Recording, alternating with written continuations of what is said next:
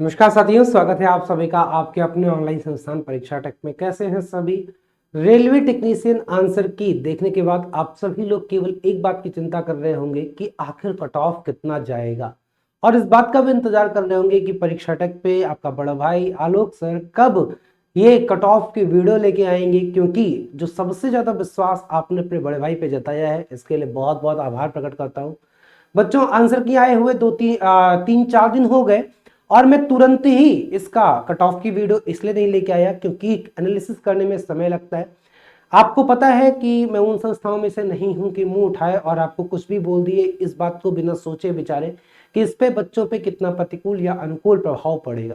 मुझे पता है कि इससे कट ऑफ मात्र की वीडियो नहीं होती है, और ना ही ये कभी मैं व्यूज के लिए बनाता हूँ, इसलिए बनाता हूँ ताकि जो साथी कट ऑफ के ऊपर जा रहे हो, जिनके सिलेक्शन के चांसेस हो, वो अपने डॉक्यूमेंट्स की तैयारी कर पाए, और जो साथी ये समझ सके कि भाई अभी वो दिल्ली उनकी दूर है, कट ऑफ के आसपास नहीं छू रहे हैं, तो अपनी तैयारी को वो आगे प्रारंभ करें, किसी और एग्जाम की तरफ देखें। और सत्य के साथ ही आगे बढ़ना सबसे ज्यादा जरूरी होता है, और आप लोग शायद इसीलिए इतना विश्वास, इतना स्नेह इस छोटे से चैनल को आप देते आए हो, और बहुत कम समय में इस चैनल को बड़ा बनाने का भरपूर प्रयास करते रहे, और इसके लिए मैं सदा आपके लिए आभारी भी रहूंगा।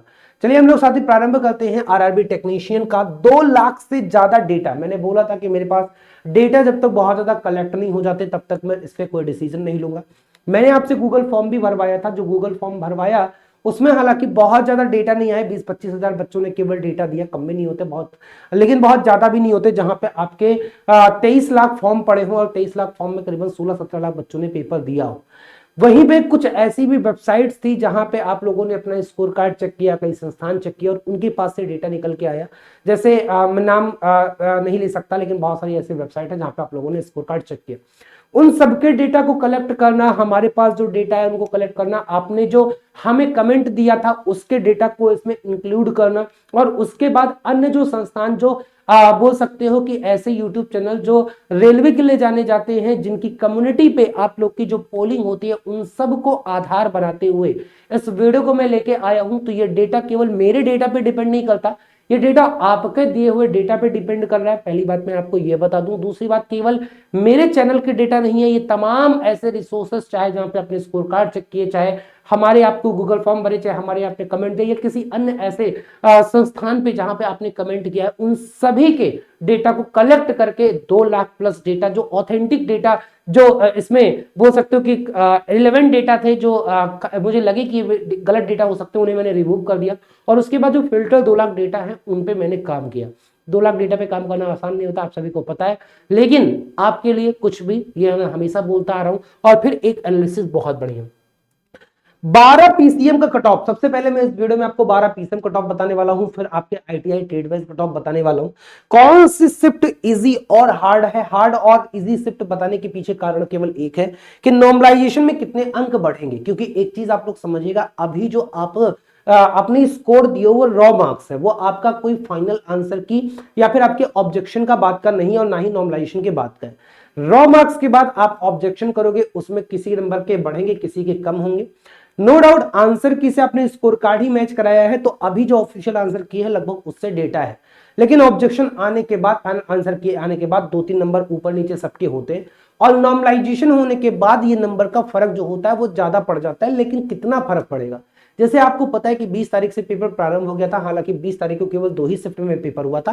फिर प्रॉपर्ली टेक्नीशियन ग्रेड 3 का आपका 23 तारीख से पेपर हुआ था, और 30 तारीख तक आपका पेपर हुआ था। कुल मिला के 23 शिफ्टों में ये पेपर संपन्न हुआ है, और 23 शिफ्टों में कुल 23 लाख बच्चों ने फॉर्म भरा था, जिसमें ऑन एवरेज 70% बच्चों ने पेपर दिया है। मतलब कि 16 से 17 लाख बच्चों ने आरआरबी टेक्नीशियन ग्रेड 3 का पेपर दिया, और उसके आधार पर हम लोग इस चीज को देखेंगे। तो आते हैं हम लोग समझते हैं। जब इतनी सारी चीजें आप लोग समझ रहे हो, तो ये वो डेटा है जो मैंने आपको पहले बताया था। कुल चाहे ग्रेड 1 हो चाहे ग्रेड 3 हो, टोटल कितने सीटें हैं, बढ़ने के बाद अरे जोन वाइज कितने सीट हुई थे, हर जोन से लगभग कितने फॉर्म पड़े थे, इनमें से मैक्सिमम मोर देन 90% से कि हमारे आरटीआई डेटा थे, और एग्जैक्ट डेटा है, 10% इधर उधर हो जाए उसके लिए मैं आपसे क्षमा प्रार्थी रहूंगा। अगर आपको लगे कि नहीं ये डेटा सही नहीं है तो हो सकता है वो केवल 10%, लेकिन 90% डेटा आपके क्या है, एग्जैक्ट डेटा है, जो मेरे द्वारा ही आरटीआई लगा के और मैं कई बार साक्ष्य के रूप में आपको वो दिखा चुका हूं, तो आज साक्ष्य दिखाने की जरूरत नहीं है। और फिर उसके इंक्रीज होने के बाद, फिर से रीओपन होने के बाद, फॉर्म पढ़ने के बाद फॉर्म पर सीट कितना पड़ा था, पहले कितना था और बाद में कितना हुआ, तो इसके डेटा तो बहुत नहीं मिल पाए थे, लेकिन फॉर्म पर सीट ये जो फाइनल आपका था ये आपका इतना था, लगभग लगभग मान के चलिए कि आपका फॉर्म परसेंट कितना आपका क्या आ रहा है, डेटा आ रहा है, इस चीज को हम लोग यहां पे देखे थे। ठीक है, कि कंपटीशन कितना आ रहा है, तो ये सारी चीजें हम लोग देखे थे जोन वाइज। इसको आप पहले भी देख चुके हो, अभी भी आप स्क्रीनशॉट लेके इसमें कुछ मैच करा सकते हो, वो इशू नहीं है। और मैंने आपको बोला था कि टोटल आपका, अगर हम ग्रेड 3 की बात करूं तो 23 से 24 लाख के बीच में फॉर्म आपके पड़े हैं, और बाद में आरटीआई के बदौलत ये बात प्रूव भी हुआ था। अगर आप इस वाले में देखेंगे तो ये मैंने आरटीआई में प्रूव भी करवाया था कि आपका कितना है टोटल 23.34 लाख, जो मैंने 23-24 लाख के बीच में बताया था, वही आपका क्या था, वही आपका यहां पे डेटा भी था। अब आते हैं हम लोग कट ऑफ की तरफ बढ़ते हैं। तो आपको पता है कि मैंने इससे पहले भी जो वीडियो बनाए हैं, मैंने मैप के माध्यम से आपको एक एक चीज समझाया, जोन के माध्यम से एक एक चीज समझाया, कौन सा जोन कहां पे, कौन सा बच्चा कहां पे गया, सेफ जोन और डेंजर जोन में भी आपको मैंने ये सारी चीज बताई थी, इसमें भी मैं आपको वही समझाने वाला हूं। लेकिन अभी हमारे पास जो डेटा है उसे आप एक बार देखो, ये मैंने वो डेटा है जो शिफ्ट वाइज मैंने कौन सा एवरेज कम से ज्यादा की तरफ, मतलब ऊपर कम है एवरेज, नीचे ज्यादा की तरफ शिफ्ट को अरेंज किया है। इस हिसाब से जो डेटा आया, मैंने एक नहीं 2-3 जगह से मैच कराया और लगभग लगभग हर जगह सेम आ रहा था। क्योंकि कुछ वेबसाइट, उनको मैं धन्यवाद करना चाहूंगा कि जिनकी वजह से इस डेटा को कलेक्ट करना ज्यादा आसान हुआ, उनके माध्यम से देखा जाए तो एवरेज मार्क जो बढ़ता हुआ जा रहा है, जैसे अगर आप बोलोगे तो सबसे कम जो एवरेज आ रहा है वो आपके मॉर्निंग शिफ्ट का 23 तारीख का, 23 दिसंबर वाले का हो रहा है। और जो आपका सबसे ज्यादा एवरेज आ रहा है, सबसे ज्यादा एवरेज आ रहा है आपका 23वीं शिफ्ट, मतलब कि 26 तारीख, 26 दिसंबर का मॉर्निंग शिफ्ट का सबसे ज्यादा एवरेज आ रहा है। अगर मैं ओवरऑल एवरेज निकालूं तो 52.38 एवरेज आ रहा है, मतलब कि 20 तारीख के लेकर 20 तारीख के दोनों शिफ्ट और बाकी 30 तारीख तक तीनों शिफ्ट की बात किया जाए तो सभी का जो औसत आ रहा है वो 52.38 आ रहा है। ये बच्चों 2 लाख का है, इस चीज को ध्यान दीजिएगा, क्योंकि टेक्नीशियन के पेपर देने वाले में ऐसे भी बच्चे हैं जो 12-13 नंबर पाए हैं और ऐसे भी बच्चे हैं जो 90 नंबर पाए हैं या 90 प्लस नंबर पाए हैं। तो कभी बहुत कम नंबर, कभी बहुत ज्यादा नंबर, सबका लेके जब एवरेज लिया जाएगा तो हमारे पास एक 2 लाख का आंकड़ा है। आप थोड़ा सा इमेजिन करो कि अगर ये आंकड़ा 2 लाख की जगह पे हमारे पास 16 लाख सपोज करो टोटल बच्चों ने पेपर दिया, और 16 लाख का अगर आंकड़ा आ जाता तो ये जो एवरेज है ये काफी नीचे जाता। लेकिन कट ऑफ आपके एवरेज से डिसाइड नहीं होती, एवरेज से केवल ये चीज डिसाइड होता है कि कौन सी शिफ्ट कठिन है, कौन सी शिफ्ट आसान है, और ये डिफाइन होता है कि किसमें नॉर्मलाइजेशन का फायदा होने वाला है, किसमें नॉर्मलाइजेशन का नुकसान होने वाला है। तो एवरेज आपका कट ऑफ स्कोर कभी नहीं बताता है, आपका जो कट ऑफ बताता है वो मेरिट बताती है कि ऊपर से कितने बच्चे। इस बार नॉर्मलाइजेशन प्रक्रिया में भी इक्वी परसेंटाइल मेथड लग रहा है, तो उससे चीजें और आसान हो रही हैं इस चीजों को प्रेडिक्ट करने में। तो अगर हमारे पास 16 लाख होते तो शायद ये जो आपका ओवरऑल एवरेज 52 है, ये हो सकता है 40 होता, या हो सकता है 35 ही होता। ये क्योंकि एग्जैक्ट डेटा रेलवे के पास ही होगा तो रेलवे ही बता पाएगा, बाकी कोई हम लोग में से कोई नहीं बता पाएगा। एक एक्सपेक्टेशन केवल लगा सकते हैं, और वो एक्सपेक्टेशन नहीं बता रहा है कि अगर हमारे पास 16 के 16 लाख बच्चों का एवरेज निकाला जाए तो 35 से 40 लाख के बीच, 35 से 40 के बीच में कहीं ओवरऑल एवरेज जाएगा। लेकिन फिलहाल जो हमारे पास डेटा आते हैं, ये वही बच्चे ज्यादा शो देते हैं डेटा जिनको ये लगता है कि हमारे चांसेस हैं, जो बिल्कुल जिन्हें लगता है कि हमारे तो बिल्कुल चांस ही नहीं है, वो डेटा देने से या अपने बोल सकते हैं स्कोर बताने से घबराते हैं या उससे कटते हैं, वो देना नहीं चाहते। तो हमारे पास जो स्कोर आया होगा वो उन बच्चों का ज्यादा आया होगा जिन्हें सिलेक्शन लेने के चांसेस ज्यादा हैं। ओवरऑल वैकेंसीज की भी बात किया जाए तो इतनी ज्यादा वैकेंसी थी नहीं, तो आपके पास वैकेंसीज के हिसाब से देखा जाए तो उन वैकेंसी के सापेक्ष में हमारे पास सफिशिएंट डेटा है। तो हम एवरेज को 52 ही मान के चलेंगे उस आधार पे जो सिलेक्शन लेने वाले बच्चे हैं। और 52 में देखा जाए तो जैसे जैसे आप इसका स्क्रीनशॉट ले सकते हो, आप देख सकते हो कौन सी शिफ्ट में कितना होगा। तो ओवरऑल अगर इसका देखा जाए तो इक्वी परसेंटाइल मेथड में होता क्या है कि इस एवरेज को बेस बना के ही कम ज्यादा किया जाता है, और इसमें ज्यादा चांसेस ये होते हैं कि सबके बढ़ते ही हैं, कम नहीं होते हैं। लेकिन ऐसा नहीं कि बिल्कुल कम नहीं होते, कम भी होते हैं, और कई बार अलग अलग शिफ्ट के अलग अलग बच्चों पर भी निर्भर करता है उनके स्कोर पर कि पर्टिकुलर ही शिफ्ट के किसी बच्चे का स्कोर बढ़ सकता है, पर्टिकुलर उसी शिफ्ट के किसी बच्चे का स्कोर कम भी हो सकता है। तो आप कभी ये मत सोचिएगा कि इसी शिफ्ट का हमेशा बढ़ेगा, इसी शिफ्ट में हमेशा कम होगा। लेकिन इन जनरल देखा जाए तो अधिकांश बच्चों का इस एवरेज पे डिपेंड करेगा। जैसे अगर ओवरऑल एवरेज 52 जा रहा है और एवरेज 56 है इस वाले शिफ्ट का, तो जाहिर सी बात है इसका एवरेज से ज्यादा जा रहा है, इसका मतलब ये आसान शिफ्ट थे। तो इसको हम लोग क्या करेंगे, इसको यहां पे इसे जो मेथड कहता है कि इसे इसके बराबर लेके और बराबर लेके आने में इसके 4 नंबर लगभग क्या होंगे, कम। तो जो आपके 23, 26, 12, 2024 में ऑन एवरेज नंबर 4 नंबर कम होने चाहिए। अगर सारे के बढ़े ही बढ़े तो हो सकता है कि जिनके सबसे, जैसे इसके क्या है, इसके 49 नंबर ये, और एवरेज कितना जा रहा है, एवरेज जा रहा है 52, तो 3 नंबर इसके बढ़ने चाहिए, कौन से, ऊपर वाले शिफ्ट के। लेकिन अगर बढ़ना ही बढ़ना हुआ तो हो सकता है कि इस शिफ्ट का 10 नंबर बढ़े और जो लास्ट वाले शिफ्ट है उसका एक ही नंबर बढ़े। अंतर ये केवल आएगा, ज्यादा अंतर नहीं आएगा, क्योंकि इसके +3 में और इसके 4 में 7 का अंतर है, तो वो 7 नंबर का ही डिफरेंस सबसे आसान और सबसे कठिन वाले में रह जाएगा, ज्यादा अंतर नहीं आएगा। वो चाहे बढ़ने बढ़ने की बात हो चाहे बढ़ने घटने दोनों की बात हो।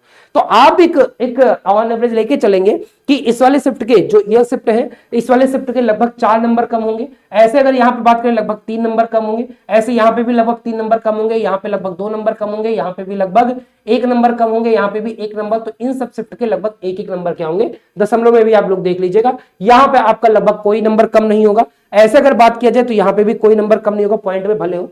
यहाँ पे आपके बढ़ेंगे तो कितना बढ़ेगा, 0 पॉइंट समथिंग बढ़ेगा, यहाँ पे भी 0 पॉइंट समथिंग बढ़ेगा, यहाँ पे भी 0 पॉइंट समथिंग बढ़ेगा, यहाँ पे भी 0 पॉइंट समथिंग बढ़ेगा। यहाँ पे आपका लगभग 1 नंबर बढ़ेगा, इन वाले शिफ्ट में 1 नंबर, इन वाले शिफ्ट में लगभग 2 नंबर और इस शिफ्ट में लगभग 3 नंबर की बढ़ोतरी होगी।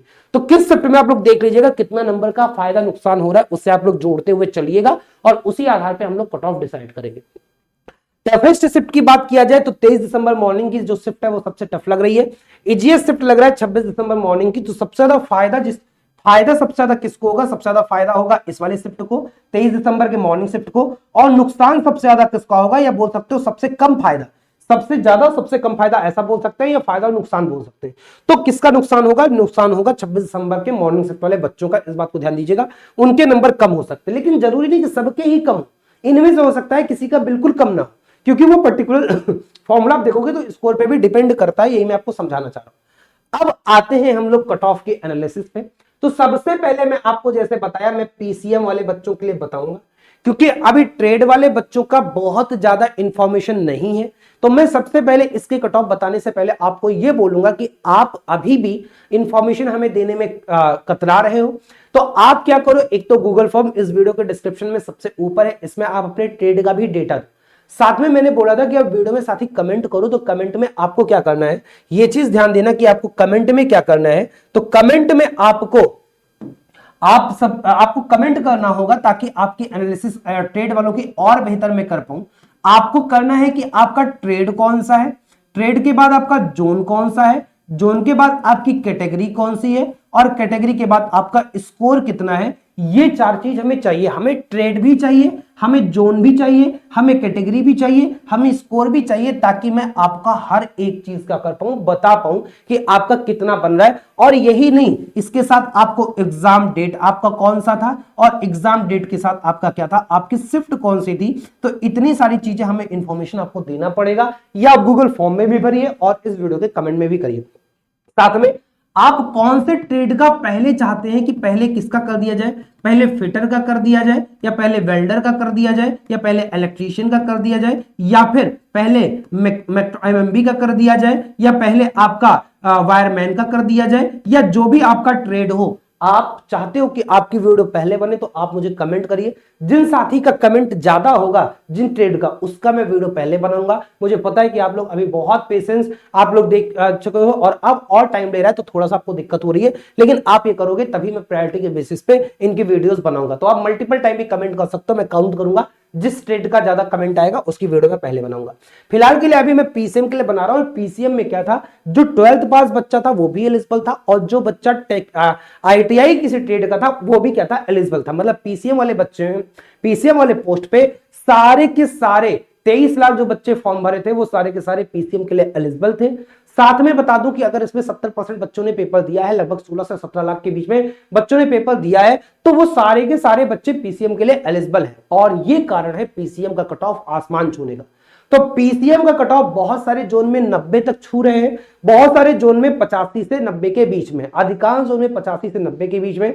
तो जो पीसीएम वाले साथी हैं जिनके पास ट्रेड भी है उनको तो दिक्कत नहीं है, लेकिन जो केवल पीसीएम वाले हैं, जो केवल 12th के बेसिस पे फॉर्म भरे थे, उनके लिए कट ऑफ बहुत आसमान छूने वाला है। और मैंने इसलिए पूरा जोन वाइज बनाया है। ये चार्ट जो आप यहाँ पे जोन देखोगे, ये जोन जो है ये सबसे ज्यादा वैकेंसी पीसीएम के लिए और कम की तरफ ये क्या है, चार्ट बना हुआ है, ये टेबल बना हुआ है। तो पीसीएम वाले साथियों के लिए सबसे ज्यादा जो वैकेंसी थी वो सिकंदराबाद में 183 थी।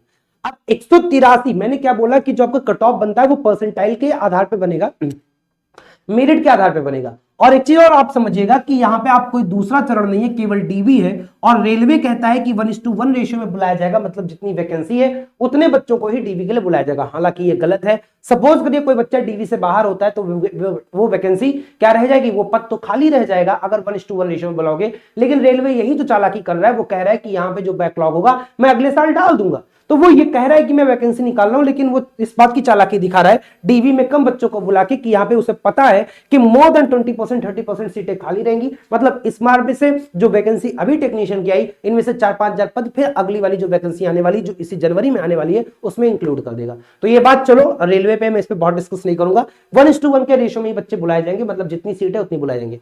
कहने का मतलब कि सिकंदराबाद में टोटल 183 ही बच्चा डीवी के लिए बुलाया जाएगा।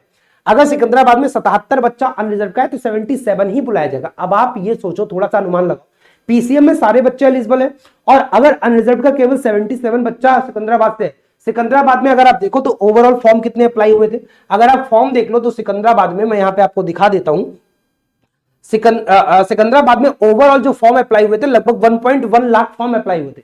अब 1 लाख बच्चे में अगर आप 183 बच्चा बुलाओगे तो जाहिर सी बात है कट ऑफ कितना ऊपर जाएगा। तो इस हिसाब से आप समझते हुए चलना, ये जो आपको एनालिसिस दे रहा हूं मैं बिल्कुल परफेक्ट एनालिसिस दे रहा हूं ताकि आप भी अपने वास्तविकता के साथ जाओ। तो अनरिजर्व में अगर 77 बच्चों को बुलाते हैं तो ऑन एवरेज जो आपका कट ऑफ आएगा वो 85 आएगा। ये मैं किस आधार पे बोल रहा हूं, क्योंकि मेरे पास एक एक डेटा है बेटा, एक एक डेटा है। अगर आप यहां पे देखोगे तो एक एक डेटा आपका, ये अहमदाबाद में देखो अनरिजर्व में, ये मैंने पूरा का पूरा आपका डेटा कलेक्ट किया है, यहां पे आप देख सकते हो। चाहे मैं सिकंदराबाद की बात करूं, अहमदाबाद की बात करूं, मैं एक का एग्जांपल ले रहा हूं कि आपका देखो 95 से ज्यादा वाले बच्चे कितने हैं, 95 से ज्यादा वाले बच्चे अहमदाबाद में कोई नहीं है। 90 से ज्यादा वाले बच्चे कितने हैं, 16। 85 से ज्यादा वाले बच्चे कितने हैं, टोटल 228। 80 से ज्यादा वाले कितने बच्चे, 933। अब आप सोचो कि अहमदाबाद में अगर सीटें कितनी है, अहमदाबाद में सीटें अगर मैं आपको दिखा दूं तो ये आप देख लो अहमदाबाद में कितनी सीटें, अहमदाबाद का एग्जांपल ही ले रहा हूं मैं। और अहमदाबाद में अगर आप देखोगे तो टोटल सीटें कितनी है, टोटल सीटें हैं 941। एक सीट पे कंपटीशन 195 का था। टोटल फॉर्म कितने आए, 1,83,543 फॉर्म आए। टेक्नीशियन ग्रेड 3 की बात कर रहा हूं। तो अहमदाबाद से 941 ही तो बच्चा बुलाया जाएगा। और अगर 941 बच्चा बुलाया जाएगा, आप ये भी समझो कि जो डेटा दिए हैं वो केवल 2 लाख बच्चे डेटा दिए, सारे बच्चे डेटा नहीं दिए। तो अगर हम देखें कि मैक्सिमम किसी दशा में अगर कट ऑफ जा सकता है तो 80 के ऊपर ही रहेगा, 80 के नीचे नहीं जाएगा, क्योंकि 80 के ऊपर हमें 933 बच्चे मिल जा रहे हैं और इतने ही बच्चे केवल बुलाए जाने हैं। और ये भी समझो ये केवल 2 लाख बच्चों का केवल डेटा है, अभी बहुत सारे बच्चों ने इस डेटा को नहीं भरा होगा। यहां पे 17,595 डेटा अहमदाबाद का केवल आया है। मतलब अहमदाबाद में अगर 1,83,000 बच्चे हैं तो 1.5 लाख बच्चों ने डेटा नहीं दिया है। तो क्या उस 1.5 लाख वाले बच्चे में इसमें कुछ बच्चे और नहीं आएंगे? बिल्कुल आएंगे। तो ये कट ऑफ आपका उठ के 85 के रेंज में जाएगा। और इसी भी पे मैंने पूरा लॉजिकली आपको ये समझाने का प्रयास किया हूं कि अहमदाबाद हो चाहे सिकंदराबाद हो, चाहे जिसका देखेंगे तो सिकंदराबाद में अनरिजर्व का कट ऑफ 85 जा रहा है, एसटी का 80 जा रहा है, एसटी का 79 जा रहा है, ओबीसी का 84 जा रहा है, ईडब्ल्यूएस का 84 जा रहा है। मैंने अधिकांश जगह ओबीसी और ईडब्ल्यूएस का लगभग सेम ही कट ऑफ रखा है। कारण भी यही है कि वैकेंसीज दोनों जगह की लगभग सेम है। इनसे अगर किसी बच्चे का जनरल वाले नंबर पे आता है तो वो जनरल में शिफ्ट हो जाएगा, बाकी वो बच्चे नीचे से अपनी कैटेगरी में आ जाएंगे। रेलवे का तरीका यही है। तो इस कारण से जनरल से तो कट ऑफ कम रहेगा, लेकिन बहुत कम नहीं रहेगा। वहीं पे आपको एससी एसटी के कट ऑफ काफी कम देखने को मिल सकते हैं। कई सारे ऐसे भी जोन होंगे जहां पे वैकेंसीज कम थी और वहां पे जो कैटेगरी वाले साथी हैं, जो एससी एसटी वाले साथी हैं, उनको ज्यादा फायदा मिलता हुआ दिख रहा है। यहां पे आज जैसे मैं रांची की बात करूं तो रांची में आप देखोगे तो यहां पे जनरल की कट ऑफ तो 89 जा रही है, लेकिन एससी की कट ऑफ कितनी एसटी की कट ऑफ कितनी जा रही है? केवल 76 है। तो ये अनरिजर्व है, ये एससी है, ये एसटी है, ये ओबीसी है, ये ईडब्ल्यूएस है। आप इस कॉलम में देख लोगे, इसी हिसाब से है। ऐसे अगर आप यहाँ पे देखो भोपाल का देखो तो ओवरऑल कट ऑफ 88 जा रहा है, लेकिन एसटी की 79 ही जा रहा है, लगभग 10 नंबर का अंतर आ रहा है। कई सारे ऐसे जोन है जहां पे आपका जनरल का कट ऑफ काफी ज्यादा है, लेकिन अगर आप एसटी या एससी की कट ऑफ देखोगे तो उसके सापेक्ष में काफी कम कट ऑफ आपको देखने को मिलेंगे, और वो खासकर ऐसे जोन जहां पे वैकेंसीज क्या है, जहां पे वैकेंसीज आपकी काफी कम है। जैसे त्रिवेंद्रपुरम में देखोगे जनरल की 86 है, लेकिन एसटी और एससी के 79 और 78 ही गया हुआ है। भुवनेश्वर में यही आप देखोगे 86 कितनी जा रही जनरल की, और एससी की 80 जा रही है, लेकिन एसटी की केवल 71 ही जा रही है। तो बच्चे ही नहीं मिल पा रहे, ये बात आप देखिएगा। ऐसे बेंगलुरु में देखेंगे 87 जनरल की है, तो एसटी की 72 और एससी की केवल 79 है। लेकिन ओबीसी और ईडब्ल्यूएस वालों को कोई खास फायदा नहीं मिलेगा, क्योंकि इनकी सीटें भी क्या थी, सबसे ज्यादा फॉर्म ओबीसी से और ईडब्ल्यूएस से ही आए हैं, और सीटें भी उस आधार पे नहीं थी। तो एक बार आप इसका स्क्रीनशॉट ले सकते हो, एक एक जोन का मैंने यहां पे लिख दिया है। आप सिकंदराबाद का कट ऑफ उसके नीचे है, यहां पे आप कैसे समझोगे, सिकंदराबाद का कट ऑफ उसके नीचे, बिलासपुर का कट ऑफ उसके नीचे, मुंबई का कट ऑफ उसके नीचे, कोलकाता का कट ऑफ उसके नीचे, अहमदाबाद का कट ऑफ उसके नीचे। तो यहां पे बिलासपुर देखेंगे तो 79 जनरल में वैकेंसी थी, ये वैकेंसी है, ये जो ये वाला कॉलम है ये वैकेंसी का कॉलम है, ये वैकेंसी पोस्ट का कॉलम है, और ये कट ऑफ का। तो 79 अनरिजर्व में थे, अधिकार लगभग 85 जा रहा है, एससी का लगभग 80 जा रहा है, ऐसे एसटी में 12 सीटों के सापेक्ष लगभग 78 जा रहा है, ओबीसी में 44 सीटों के सापेक्ष लगभग 84 जा रहा है, और ईडब्ल्यूएस में 16 सीटों के सापेक्ष लगभग 84 कट ऑफ जा रहा है। तो ऐसे आप मुंबई देखोगे, ऐसे कोलकाता देखोगे, ऐसे अहमदाबाद देखोगे, ऐसे अजमेर देखोगे, ऐसे ही रांची देखोगे, भोपाल देखोगे, और चेन्नई वाले बच्चे, चेन्नई वाले का कट ऑफ इस वाले पेज पे ध्यान दीजिएगा। तो चेन्नई वाले साथी जो होंगे वो दो का स्क्रीनशॉट लेंगे, इसका भी स्क्रीनशॉट लेंगे, क्योंकि चेन्नई में ये वैकेंसी है और उनका जो कट ऑफ है, उनका कट ऑफ यहाँ पे नीचे दिया गया है। चेन्नई में अगर अनरिजर्व का देखा जाए 88 है, एससी का ये आपका यूआर है, ये आपका यूआर है, ये आपका एससी है, ये आपका एसटी है, ये आपका ओबीसी है, और ये आपका ईडब्ल्यूएस है। इस चीज को ध्यान देना, इस हिसाब से आपका पूरा चार्ट बना हुआ है। तो वहीं पे अगर हम गुवाहाटी के देखें तो गुवाहाटी में भी आप देखो तो कट ऑफ 93 छू रहा है। यहां पे बच्चे काफी ज्यादा संख्या में भरे हैं अनरिजर्व का, लेकिन वहीं पे अगर एससी एसटी का देखा जाए तो 86 और 80 है, लेकिन फिर भी अन्य स्थितियों से क्या है, ज्यादा है। प्रयागराज वगैरह में 91 जा रहा है कट ऑफ, मतलब कि 90 प्लस कट ऑफ छू रहे हैं। ऐसे आप बात करो तो भुवनेश्वर में 86 जा रहा है, बेंगलोर में 87 जा रहा है, चंडीगढ़ में भी जो कट ऑफ आपका जा रहा है वो 90 प्लस जा रहा है। सिमिलरली अगर हम मुजफ्फरपुर में देखें तो मुजफ्फरपुर में कट ऑफ कितना जा रहा है, 91 जनरल का जा रहा है, बाकी कैटेगरी का आप देख लीजिएगा, ओबीसी का भी और ईडब्ल्यूएस का भी 90-89 जा रहा है। बाकी पटना और सिलगुड़ी में कोई पोस्ट ही नहीं थे, तो यहाँ पे कट ऑफ की कोई बात ही नहीं है। तो इसका साथ ही आप लोग एक बार स्क्रीनशॉट ले लीजिएगा, जो मुझसे बेस्ट हो सकता था वो मैंने आपको बता दिया। तो पीसीएम की वैकेंसी में कट ऑफ 85 से 90 बहुत आराम से जाएगी। ये जो मैंने आपको अभी कट ऑफ बताया है, इस कट ऑफ में आप लोग को क्या करना है, +-2 का टॉलरेंस ले लेना है। बहुत ज्यादा तो अंतर नहीं आएगा, मुझे पता है, और आपको भी ये समझ में आ रहा होगा कि पीसीएम की वैकेंसी में बहुत ज्यादा टॉलरेंस होने वाला नहीं है, लेकिन फिर भी आप +-2 लेना, मतलब कि जो कट ऑफ मैंने आपको दिखाया है इससे 2 नंबर कम वाले बच्चे भी होपफुल रहे। और अगर इससे ज्यादा कम है, मतलब अगर मैंने कट ऑफ 90 बताया और आपके नंबर 85 आ रहे हैं या 82 आ रहे हैं, तो आप उम्मीद फिर मतलब हो सकता है कि आपको थोड़ा तकलीफ पहुंचे इस बात से, लेकिन बेटर वुड बी कि जितना जल्दी आप एक्सेप्ट कर लोगे उतना ही जल्दी आप अपने आगे लाइफ में बढ़ जाओगे। तो मेरे समझाने का मतलब ये है केवल कि आप सारे साथी, जिन साथी को लग रहा है कि पीसीएम केवल भरे थे, ट्रेड वाले को तो मैं बताऊंगा, तो ट्रेड वालों के लिए आपको कमेंट कर दें कि कौन से ट्रेड का आप पहले जानना चाह रहे हो। वो आप एक बच्चा 4-4 कमेंट भी कर सकता है, क्योंकि मैं कमेंट को काउंट करूंगा, आपको मेरी आदत पता है ना। तो ये चीज ध्यान दीजिएगा। और कट ऑफ की वीडियो देखने के लिए आपको चैनल को सब्सक्राइब जरूर करना पड़ेगा, ताकि जब भी वीडियो में अपलोड करूं तो आपको सबसे पहले आ जाए। तो आपका ये पीसीएम का कट ऑफ यहाँ पे हाई जाने वाली है, नो डाउट, इसमें कोई दो राय नहीं है। बाकी जो ट्रेड वाले बच्चे हैं उनका मुझे जो अभी तक अनुमान आ रहा है 70 से 75 भी उनका क्या जा रहा है, कट ऑफ जा रहा है। कई सारे क्योंकि ट्रेड वाइज अलग है, तो इलेक्ट्रीशियन हो गया, इलेक्ट्रॉनिक्स हो गया, मैकेनिक हो गया, एमएमबी हो गया, टर्नर हो गया, वेल्डर हो गया, वायरमैन हो गया, सबके कट ऑफ अलग अलग लग रहे हैं, और 70-75 कहीं के 77-76 लग रहे हैं। तो आप लोग जल्दी से, जिनको सुनना है जल्दी से मुझे कमेंट में जरूर बताएंगे, और जो मैंने कमेंट करने को बोला है वो जरूर बताएंगे। चैनल पर चैनल को सब्सक्राइब कर लीजिएगा। एनालिसिस कितनी अच्छी लगी, कितनी बेहतर लगी, एक बार मुझे फीडबैक कमेंट में जरूर बताइएगा। फिर मिलूंगा, बहुत बहुत धन्यवाद सभी का, बहुत बहुत आभार। जिन साथियों के नंबर कम है उनको मैं इतना राय दूंगा कि अब आपको चिंता कर इतना बहुत ज्यादा चिंता में मत डूबे रहिए। ग्रुप डी की वैकेंसी आने वाली है, और फिर फरवरी में आपकी दोबारा टेक्नीशियन आने वाली है, तो अपनी तैयारी अभी से स्टार्ट कर दीजिए। अगर आप 1-8 नंबर 10 नंबर से 5-10 नंबर से रह रहे हैं, इसका मतलब आपकी तैयारी बहुत बेटर है और आप नेक्स्ट चांस में कंफर्म हो जाएंगे। तो एक आपकी ग्रुप डी की लेवल 1 की वैकेंसी आ रही है, आप इसके लिए लग जाओ। लेवल 1 का सब कुछ यहाँ पे पैटर्न लगभग सेम है। यहाँ पे 18 से 36 साल बच्चा और ओनली 10th वाला बच्चा एलिजिबल है, ये ध्यान दीजिएगा। इस बार जो बदल गया है, वरना आपके पास तो आईटीआई, अगर आईटीआई मांगता भी तो आईटीआई वाले तो आप है ही हो। साथ में अगर मैं बात करूं तो आप टेक्नीशियन का भी फिर से आ रहा है, फिर से एएलपी आ रहा है, तो उसके लिए आप लोग लग जाइए। अभी मैं जो साथ ग्रुप डी की तैयारी करना चाह रहे हैं वो परीक्षा प्लस ऐप पे, तो ये चीज ध्यान दीजिएगा, आप परीक्षा प्लस ऐप पे कोर्स से जुड़ सकते हो। और ये केवल आप सभी के लिए, आपको पता है रेलवे के सारे बैचेस 299 में ही चल रहे हैं और बहुत प्रॉपर तैयारी आपकी चल रही है, तो आप इससे जुड़ सकते हो। ठीक है साथी, तो चलिए इस वीडियो में बस इतना ही, फिर मिलूंगा। बहुत बहुत धन्यवाद सभी का। आप